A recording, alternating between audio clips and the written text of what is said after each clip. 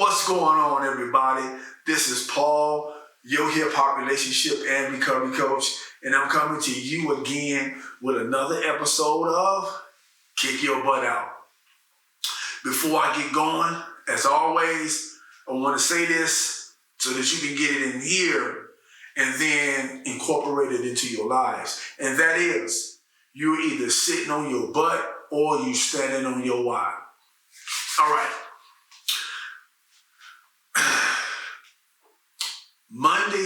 This past Monday's episode of Kick Your Butt Out was titled, But They Don't Fit.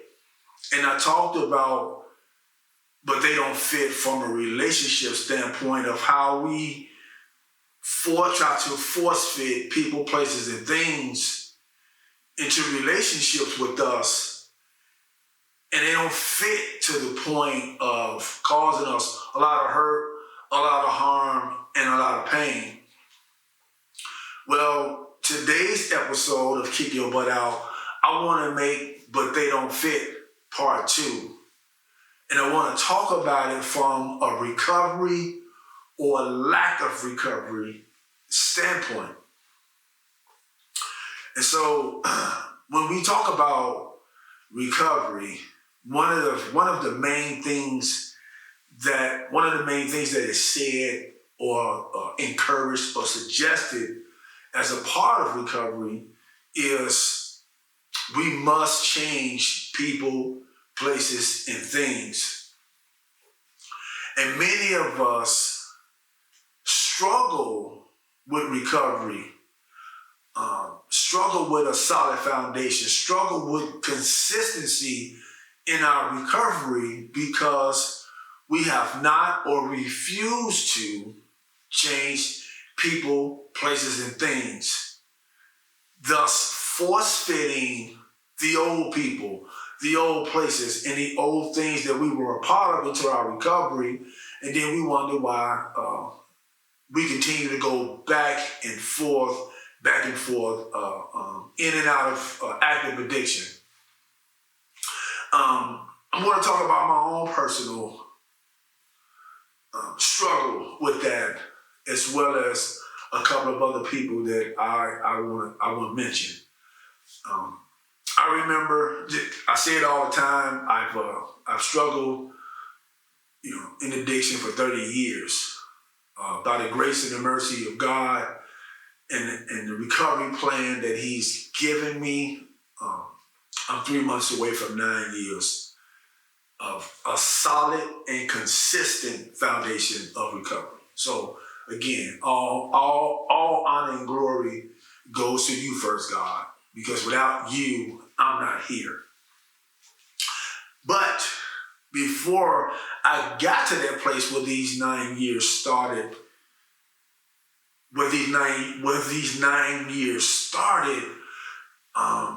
I kept finding myself in places and in situations where I kept asking God, how did I end up back here? How did I end up doing this again? How did I end up in this situation, in this circumstance? I hate all of this. And you know that I hate all of this, but I keep ending up here. Again, it was many reasons, but one of the most important reasons why is because I kept continuing to force fit people, places, and things into my life that I needed to leave alone. Case in point, many times along my journey, I would get, 30, 60, 90 days, 6 months, 7 months, 8 months. And because I didn't build a new foundation, didn't build a new circle, didn't build a new situation of people, places, and things to be around, boredom set in, doing the same thing day in and day out started to set in, and what was left, what was there, because again, I didn't have anything else that was positive, or in line with what I wanted my recovery to look like in place. And so I ended up going back. I would end up going back to see and hang out with some of the people that I used to be around. And obviously in the same places. And they were doing the exact same things. The crazy part about all that is that, the first couple of days, I'd go over there. Like I said, I've been gained my weight back, got my gym back up, got my wardrobe back up, got a good job and saved some money, and I'm paying some bills. I'm doing all of these things that's lined up with recovery. So I want them to see it, because again, I didn't have anything else. So the only thing is that let them see how you're doing. And so I would go around and people obviously were, hey, you're looking good, you're doing good, this, what's going on, this, that, and the other. And we would have conversations, and it would work its way to them asking me, hey, you got a few dollars.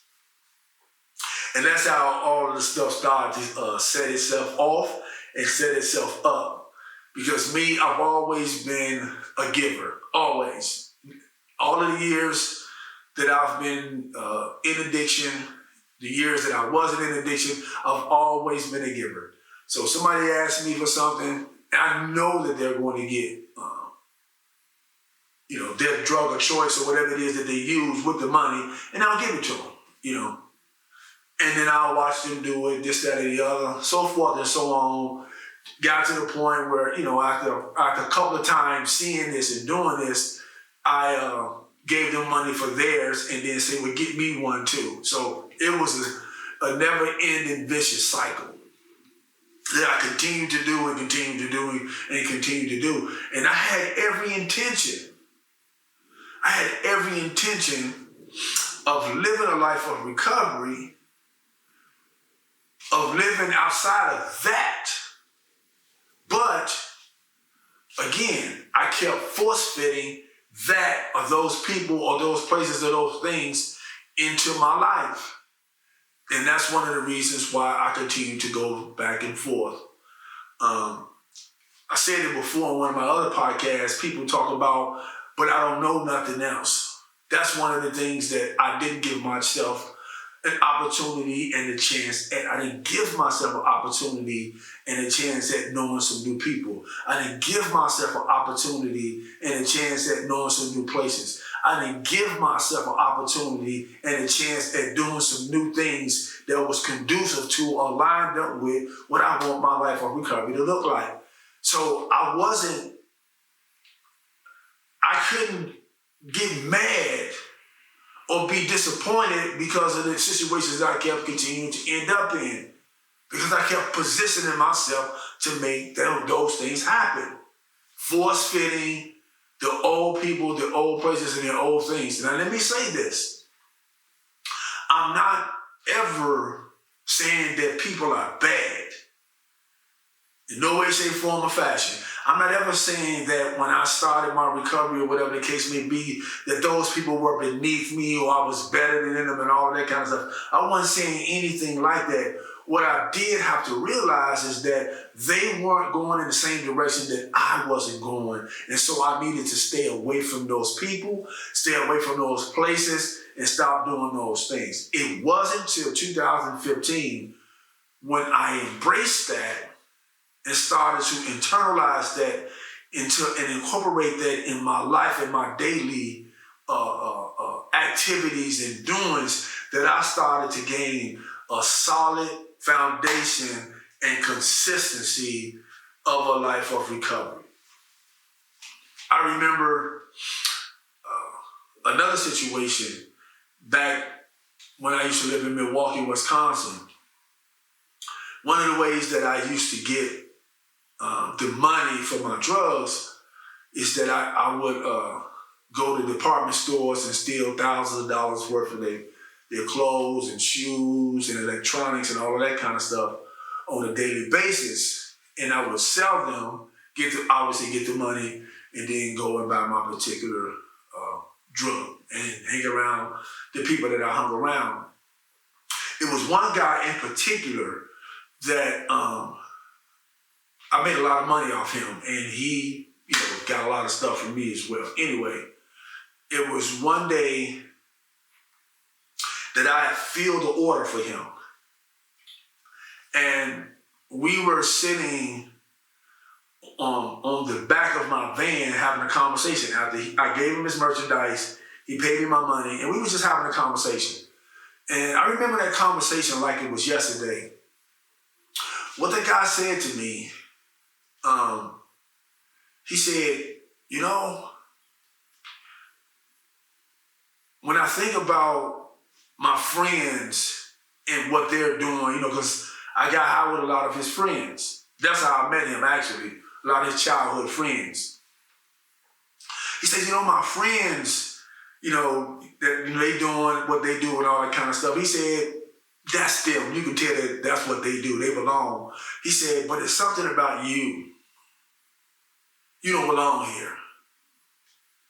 This is not you. It's just something about you that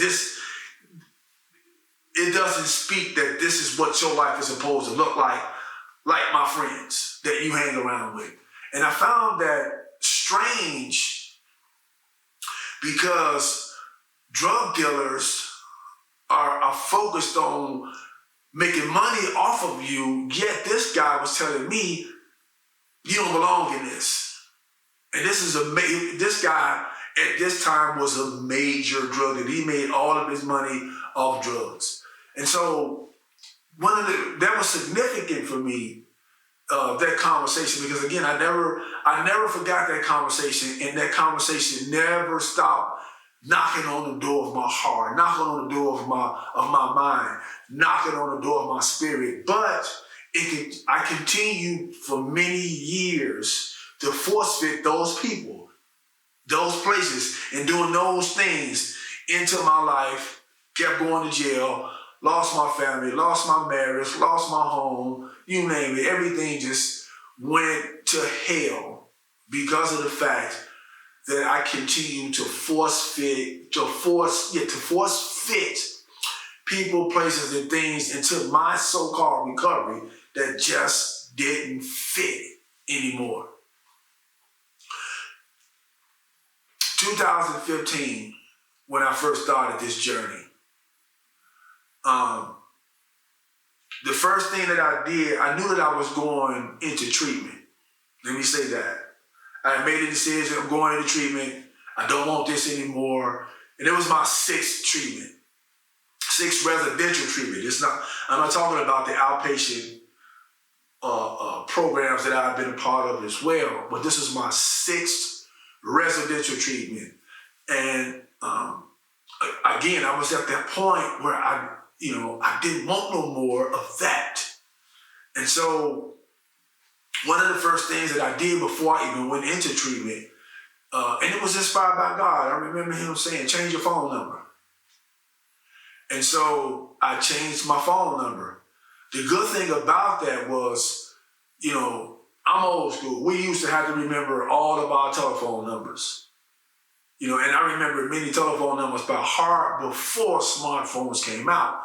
Smartphones put me in a position where I don't remember any telephone numbers but mine, my wife's, and my mother's phone number. Those are the only three telephone numbers that I remember by heart right now. My wife's phone number, mama's phone number, and mine. Any other phone, I gotta look at my smartphone. So that was a plus for me at that time, that I didn't remember telephone numbers due to the fact that I had a smartphone. So when I took all of those numbers that was connected to that old way of life out of my phone, I didn't remember any of them. So that was the first thing that I did. I went into treatment, did my 30 days, and upon walking out of the doors, the second thing I did was I started to Google recovery gatherings, recovery circles, recovery events that were in my community that were walking distance, just in case I didn't have a ride. I wouldn't have to worry about oh, I can't go because I don't have the way to get there. So I Googled and had written down recovery circles, recovery events, recovery, things that were going on that were within walking distance in my community. And I was intentional about making sure that I went to these events and these circles and these communities that were surrounded around recovery. And I was intentional in those communities, in those circles, about meeting some of those new people that were in the recovery community. And one of the things that I focused on, I paid attention to the people who recovery was solid. Let me say that again. I paid attention to the people whose recoveries were solid, who were doing something, who had a lot of time in recovery. I paid attention to those people, and those were the people that I connected myself to. Now, here's another thing that I want to mention. There was a person that I hung with when I was using. Wonderful guy. My dude, my dog, you name it. He was that dude. He helped me out in many situations where I needed help, because if y'all remember some of my other podcasts, I was homeless. I didn't have a place to stay. Well, this guy in particular, he may get the opportunity to see this video at some point. I hope he's still alive. He's a wonderful guy. His name is Mookie. That was my dude. Mookie, if you out there, love you, bro, and I hope you're living a life of recovery. But he had a girlfriend, and she had her own place. He had his own place. And he would give me the keys to his house and let me stay at his home while he went over and spent time with his girlfriend.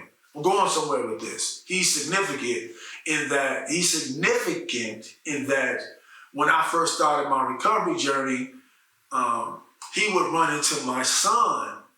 He ran into him a couple of times, and he gave him his phone number to give me and said, "Take your dad a call." And as bad as I wanted to call because of the love that I had for this guy, I couldn't call him because he was still in that life. He was still in those circles, that I couldn't be a part of if I wanted to live a life of recovery. And it hurted me. I'm being honest. It hurted me that I couldn't call this guy. It hurted me that I couldn't reach out to this guy and talk to him about what my recovery is looking like, because, again, this guy helped me out when I didn't have a place to stay. He gave me food to eat. He allowed me to wash my clothes. He allowed me to take showers and keep myself clean. He did a lot for me, but like I said, he was still in that life, and I just couldn't be a part of it. And so, although it hurted, I had to accept it and continue to move on and meet new people who were living lives of recovery. Those are some of the reasons why my recovery is solid to this very day.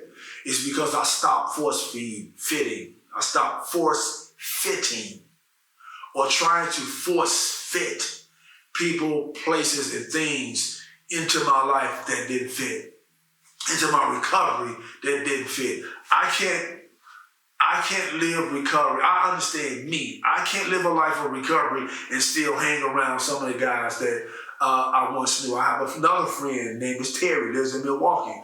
My dude, my dog, I love that brother. However, I can't be around him, because of the fact that, and we talk regularly. We talk regularly on the telephone, we video chat and all of that.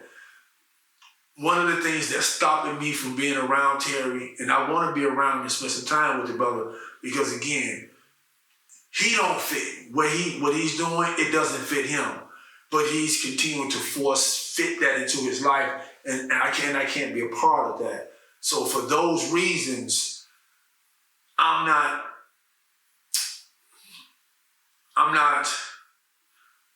crazy about finding a way to be able to be around Terry. So I hope you hear this, Terry. I love you, bro. And once you stop doing what you're doing, we can hang out whenever. A couple of more things that I want to talk about. That's force fitting. You know, I have a person who I'm working with. I'm working with this person, supporting their recovery or lack thereof. This person wants recovery. This person, you know, is gifted, has greatness in them, a lot of wonderful things inside of this individual, but this individual is continuing to force fit the thoughts of just one into his mind. And those just ones are costing this man a lot. Just found out that he just recently got a DUI. So now, because of him continuing to try to force fit things into his life that's not conducive to his recovery, now he's rolled over into the legal system. So when you try to force fit people, places, and things into your recovery, it's not going to work, and bad things are going to happen. Things are going to compound. Another case in point, I just found out another one of my relatives, this is 7 or 8, this is relative number 7 or 8 that has, whose life has ended before their time as a result of force-fitting people, places, things, and activities into their lives that's not conducive to what they wanted their lives to look like. She lost her life. She lost the battle to addiction. Lost a battle of addiction to an overdose. And part of that is attributed to force-fitting people, places, and things that doesn't fit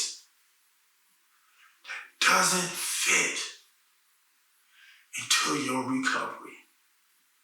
So if you're out there listening to this podcast, whether it's you personally or you know someone, this madness, they say it like this: jails, institutions, or death.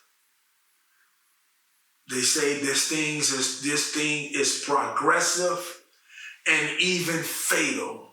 And we're having more fatalities to this madness than ever in this country alone. And part of it is because we continue to try to force fit people, places, and things that's not lined up with the recovery that we want for ourselves. So again, if that's you, if you know someone, please, I beg of you, let's have some conversations around it.